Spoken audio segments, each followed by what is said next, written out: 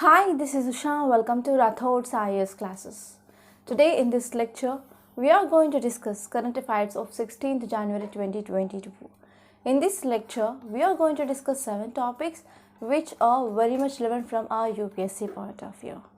So let's get started with our discussion and let us try to see which are the topics now we are going to have our discussion. So first topic it is about Jallikattu. Actually the page number 1 I found one interesting image that is regarding Jallikattu. So it is our responsibility to have some revision regarding this Jallikattu. And next topic it is regarding revised norms for electric vehicles charging infrastructure. So actually we are mainly moving towards this from this fossil fuel based vehicles towards electric vehicles, and government also came up with a number of plans for improving of this electric vehicles. So this article mainly talking about some revised guidelines. Actually guidelines we came up in year 2019, and now Union Power Ministry came up with some revised guidelines. So we are going to see those guidelines, and I did some extensive research regarding these guidelines, and I want to give you some perfect information. So that I did some research and I'm going to give the information based on my research. And next one it is regarding Philippines approves deal for BrahMos missile. So here you need to know about this BrahMos missile. So this article it is important from our science and technology, which mainly comes in the GS paper 3. And next topic it is about US coast on tsunami alert after Pacific volcano. So this article which is mainly talking about recently volcanic burst which mainly happened in this Tonga island, which is in this Pacific Ocean, and after this volcano once burst that led to this tsunami waves. Okay, so here we need to know about this Pacific Ring of Fire. So where is this Tonga island which is mainly located, and some important facts. So this article is important from geography point of view. So I want to give you a small homework. Please do revision regarding this volcanoes. Okay. So volcanoes and earthquakes topics you have to do revision. So this is your responsibility. Okay, so this is the homework for today from static syllabus. And next topic it is about vitamin D. So muscles starve in the absence of vitamin D. So in the absence of vitamin D, so what are the muscles are present in our body? So that is having some relation with this vitamin D. So we are going to understand what is the relationship between this vitamin D and as well as muscles. So this article is important from our general science, which mainly comes in the GS paper 3. And next topic it is about slush on the moon. This topic is important from science and technology. And next topic it is regarding 6th warmest year. Okay, so these are 7 topics. Now we are going to have our discussion. So let's get started with our discussion and let us try to see first topic. As I said, I found this image very interesting. That is, this is a Jallikattu image. Okay, so one bull which is one person came under the hose of this bull. So actually this Jallikattu, it is a very dangerous event as well, because sometimes people may also will come under this hose of this animal, such that it will also lead to some severe injuries and even sometimes leads to death. So now let us try to see some facts regarding this Jallikattu.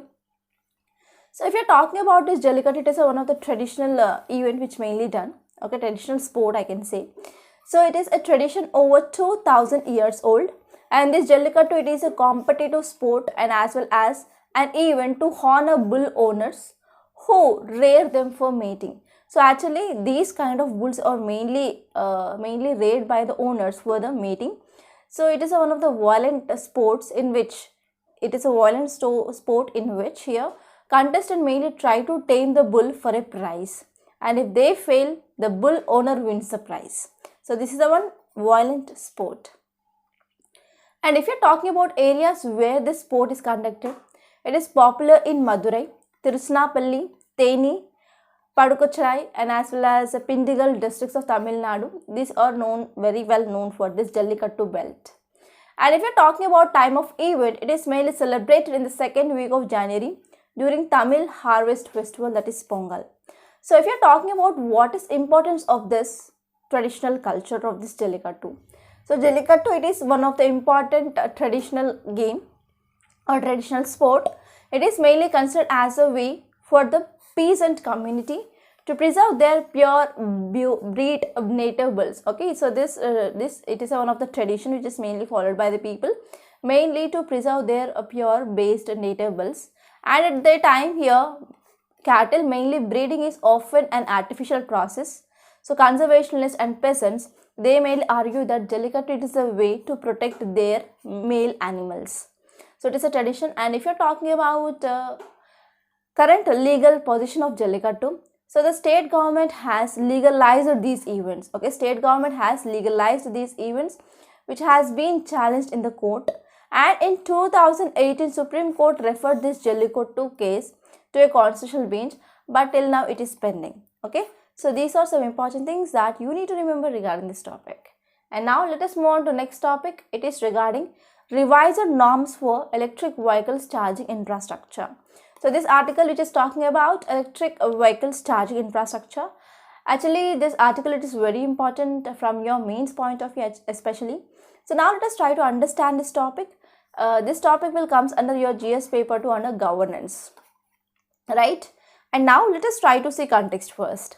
So here Union Power Ministry released some revised guidelines regarding charging infrastructure for electric vehicles. Okay, so these new guidelines just mainly focusing to enable faster adoption or by ensuring safe, reliable and affordable infrastructure. For example, government saying that we have to move towards electric vehicles.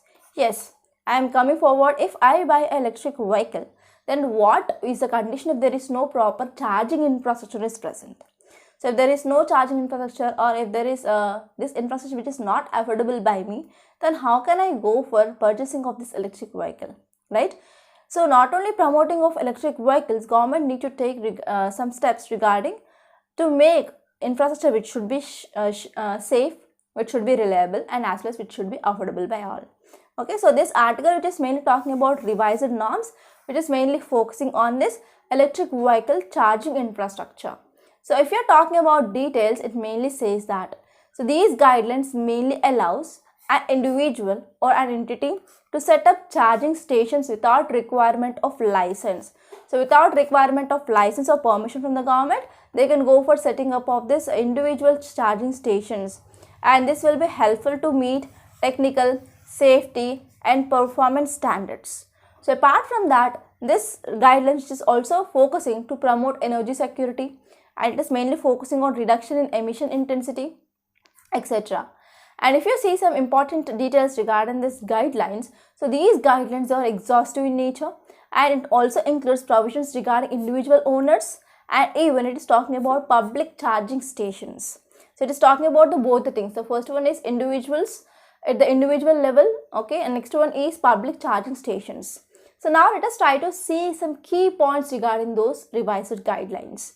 So first one is owners, they may charge their electric vehicles at their residence or offices using existing electricity connections. So already in houses we will be having some electricity connections.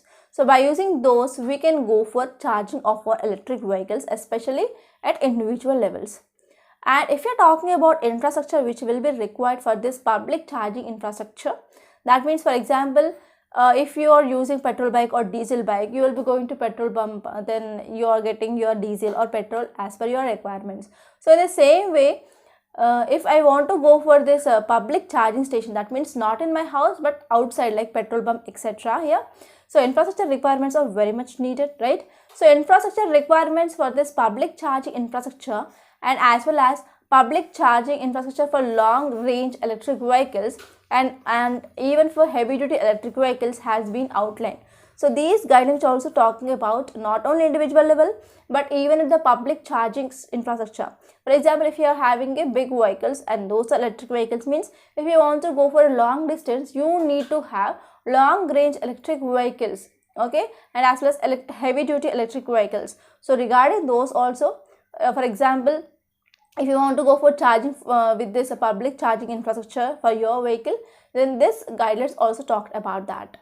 And apart from this, any individual or entity, it is free to set up public charging stations without the requirement of license provided. Okay, such stations should meet technical, safety and as well as performance standards and protocols which are laid under these guidelines. So even if I want to go for setting up of this public charging infrastructure, I can go, and I can go for setting of this public charging stations without even getting license. But whatever the infrastructure that I need to come up, that should meet technical, safety and as well as performance standards as well. And next one is technology agnostic charging standards. That means, so even though anyone who don't know about this technology regarding this charging standards, so they will be getting some international charging standards, and as well as they can also go for new Indian charging standards as well. And next one is landed promotional rates for installation of this public charging stations through revenue sharing model. So for example, I want to set up any charging center, that is a public charging system or center, but I do not have proper land. So if I have that idea to set up or to install this public charging stations, so land can be get from the government at a promotional rates, and we will be having revenue sharing model with that. So land available with the government or public entities, that land shall be provided for installation of this public charging stations to government or public entity on revenue sharing basis. So the revenue sharing basis, it is like rupees 1 per kilowatt hour. And next one is such revenue sharing agreement. Such revenue sharing agreement may be initially entered by the parties for a period of 10 years. Okay, for a period of 10 years, we can have this revenue sharing agreement. And this revenue sharing model may also be adopted by public land owning agency for providing the land to private entity and for installation of this public charging station. Okay, so in this revenue sharing model, we can go for adopting of this public land owning agency. And if you're talking about floor price, it is like rupees 1 per kilowatt hour. And if you're talking about further more important details in our guidelines, for next one here is timelines for providing connectivity for installation of this public charging station. So if you're talking about timeline which has been prescribed as per electricity rights of consumers, so according to this here, public charging stations, they shall be provided connection within 7 days. So connection will be provided within 7 days in metro cities, and within 15 days connection will be provided in municipal areas, and within 1 month, that is 30 days, in rural areas. And next one is state government to fix the ceiling of service charges. Here, as electricity is being provided at concessional rates, and we need to consider one fact here is subsidy is being provided by central and as well as state governments. Okay, so regarding setting up of this public charging infrastructure stations, here the subsidy will be given by the center and as well as states. And next one is database of public electric vehicle charging stations. So if we're talking about database, yes, in which area we have this public charging stations. So every data will be connected and maintained in a national online database. So whenever we are having a database here, if I am traveling in my vehicle, which is electric vehicle, if I have to charge my vehicle, means I can search where are these stations are present, and I can Google it, I can book the slot. And next one is network service providers. So public charging station will be required to tie up with at least one online network service providers, such that, so these public charging centers or public stations, okay, public charging stations, they will enable advanced remote or online booking for charging slots for these electric vehicle owners. So these are some important guidelines which are mainly given. And now let us try to see next topic.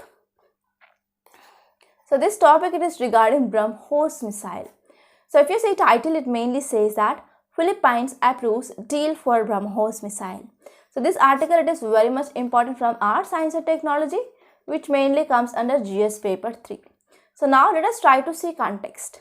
If you see context, it mainly says that, so in the first export order for BrahMos supersonic cruise missile system, here Philippines also approved $374.96 million contract for purchase of the shore-based anti-ship variant of this missile. So they mainly went for order for this BrahMos missile, and from India they went for purchasing of the shore-based anti-ship variant of this missile, that is INS Visakhapatnam. So if we are talking about some details, it mainly says that, so this agreement mainly includes 3 batteries, and as well as training of operators, and as well as mine streamers, and even it mainly talked about the necessary regarding integrated logistic support package. Okay, so integrated logistic support package as well. So if you're talking about some facts regarding BrahMos, already we know that this is one of the missile system, that it is about joint venture between India and as well as Russia. And BrahMos, which is mainly named on two rivers. First one is river Brahmaputra, next one is Moskva. And if you're talking about this missile, it is a two-stage. It is a two-stage missile. So second, it will be having both solid and as well as a liquid ramjet. Okay, and it mainly operates on forget and fire mechanism, right? And if you're talking about speed, it is 2.8 Mach, that is 2.8 times the speed of a sound. And now let us try to talk about some facts regarding this INS Visakhapatnam. So if you're talking about this INS Visakhapatnam, it is the first ship which mainly contains four state-of-the-art sheath-guided missile destroyers. It mainly contains state-of-the-art sheath-guided missile destroyers, which mainly developed under Project 15B. Okay, it is mainly developed under Project 15B. Okay, and if you are talking about some important things, so this infographic which mainly says about what is the first ship, second ship, third ship and fourth ship, actually these are not much important, just for your general knowledge I included that. So please try to have a look over this. And now let us try to see next topic. So this topic, it is regarding US coast on tsunami alert after Pacific volcano. So what happened in this Tonga Island volcanic burst happened. So I will be also showing you small video clip regarding this volcano burst. So have a look over that volcano clip. Okay, video clip of this volcano bursting in this Tonga Islands. Then you can understand, yes, how volcano had been bursted. Okay, and now let us try to see context. If you see context, it mainly says that an undersea volcano which mainly erupted. Undersea volcano which mainly erupted in spectacular fashion near the Pacific nation of Tonga on Saturday. So what happened? There is a volcano eruption that happened in this Pacific nation of Tonga, and because of this huge volcano burst, that led to large tsunami waves crashing across the shore, and people mainly they rushed to higher grounds. So if you see some details, it mainly says that, so the satellite images mainly shows that a 5 kilometers of white plume of ash, steam and gas which mainly raising up into the air, and it mainly spread about 20 kilometers and more than 2,300 kilometers away from New Zealand. And officials, they were warning of storm surges from this eruption. So because of this eruption here, officials mainly warned this as storm surges.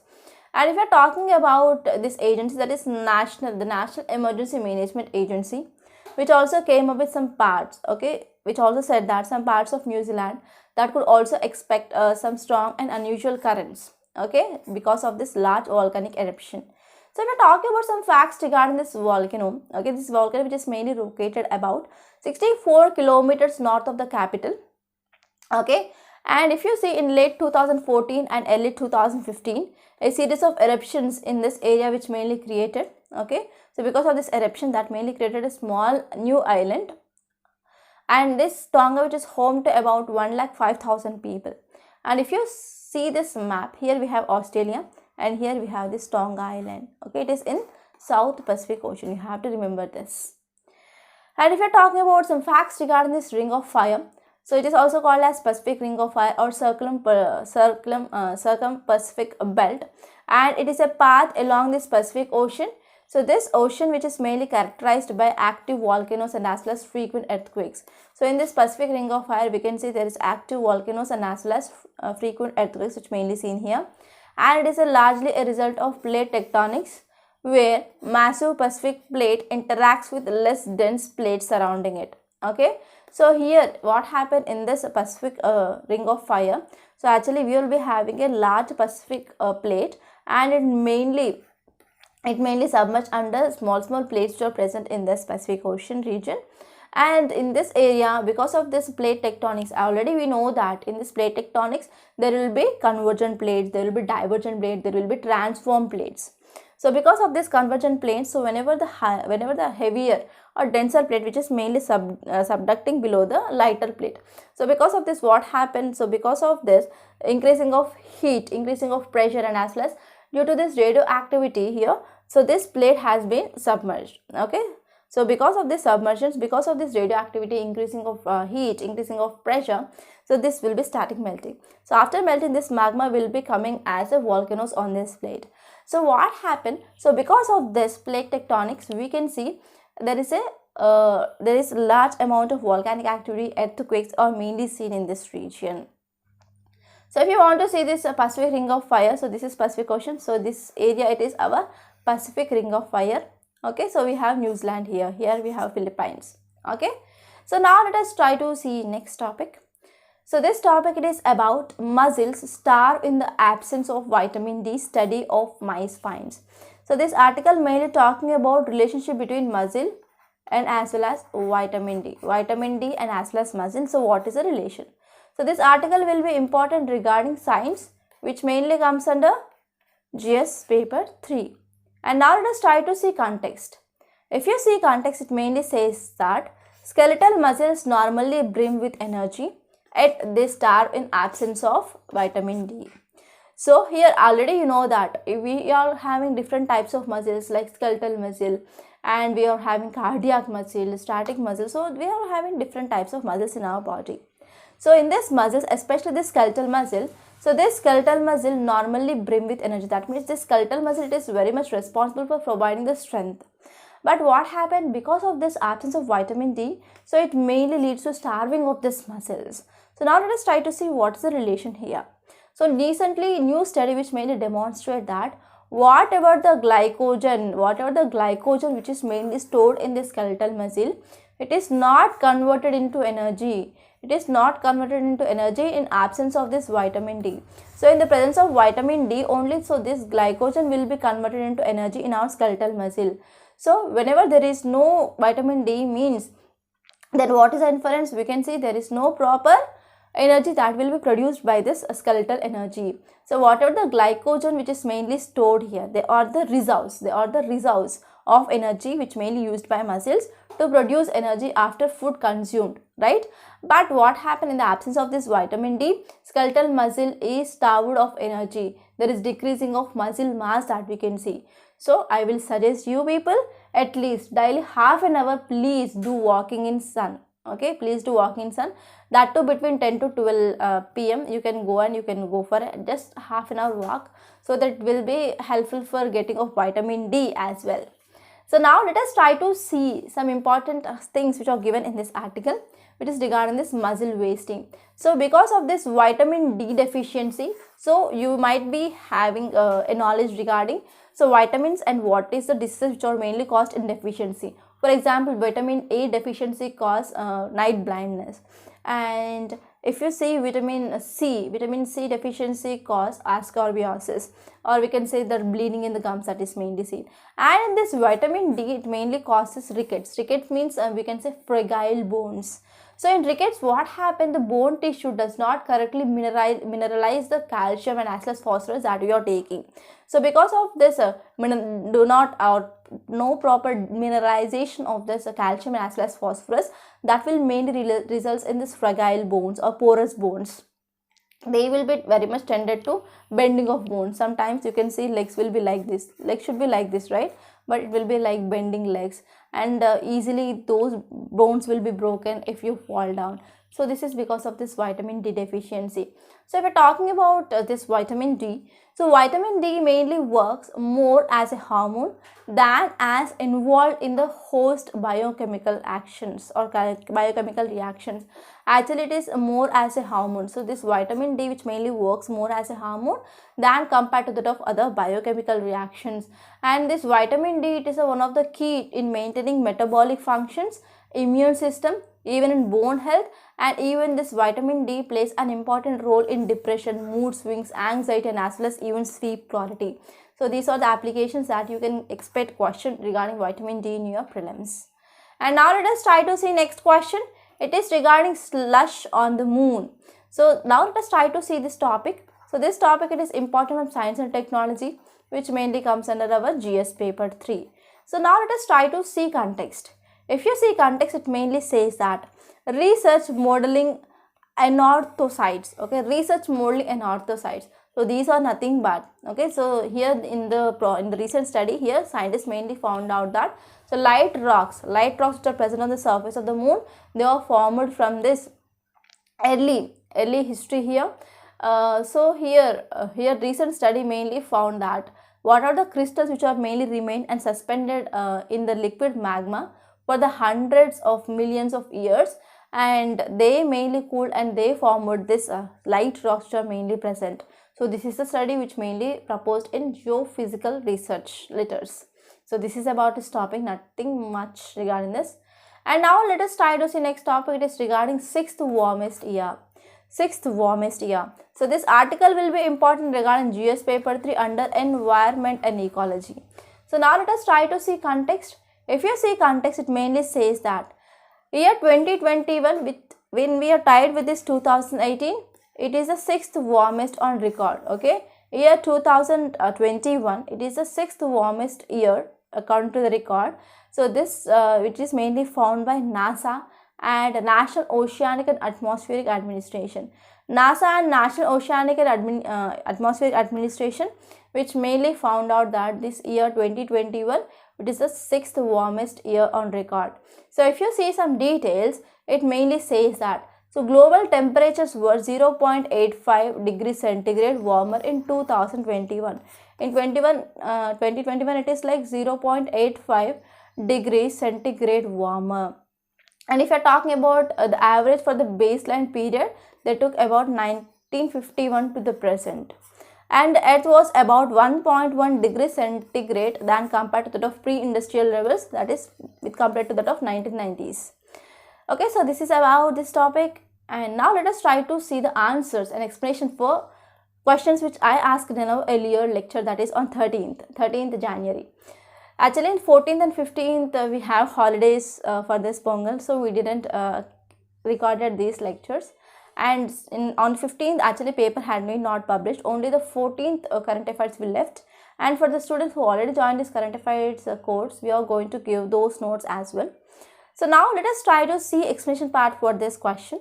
Consider the following rivers, that is river Krishna, river Kaveri, river Godavari, river Penganga, and you have to arrange from south towards north.